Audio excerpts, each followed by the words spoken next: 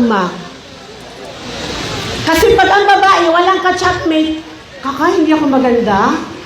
Uy anak, basihan ba na maganda ka? Nabagkaroon ka ng 10 kalagulo sa Facebook. Right? Ang lalaki hindi gwapo kapag walang ini-scroll na babae. Aha. It's not only pornography and drugs and nicotine. This is the reality of the ummah today. Right? Wanaud billah, kung si spaghetti pataas pababa, ang kanyang ka-chatmate ay si lalaking walang iman, si hijabi, ang ka-chatmate niya, si Mr. Righteous. Hijabi kasi ako, so ang boyfriend ko, di si Ustad. Si Nikabi, syempre hindi makikipag-chat sa drug addict. May iman eh. Sino ka-chatmate niya? Si Hafid. Astaghfirullahaladzim. Right? In short, si Ustad, ang ka-chatmate niya si Ustada, si sister ay si brother, at si ang ka-chatmate niya ay si Ukhti. And it all begin from, Assalamualaikum sister. Sabi naman ni sister, Waalaikumsalam brother. With smiley. Subhanallah.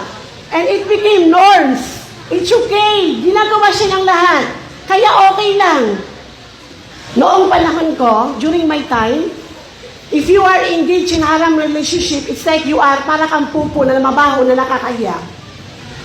Ngayon, pag wala kang girlfriend, bakla ka, basihan na ngayon na pag wala kang ka-chatmate, bakla ka, at pag wala kang ka-chatmate na lalaki, tomboy ka. See? It became norms. Hindi na siya nakakahiya. It's like H2K, chatting with my non-mahram. And wallahi ladin wa na'udhu billah, may Allah protect us, all of us here. Especially the ummah today. Especially our children. This is the #1 virus that contaminate the ummah.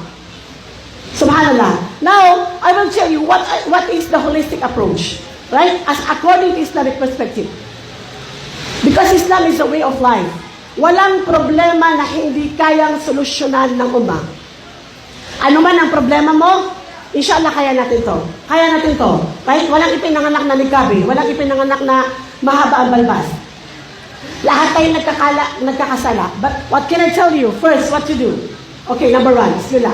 Nasaan ba ang aking... Can I borrow, Brother Wiley, or... Yeah. Okay. You have so many things in your head, that's why I didn't give it to you. Yeah. Thank you. Yeah. Okay, #1, the desire to change.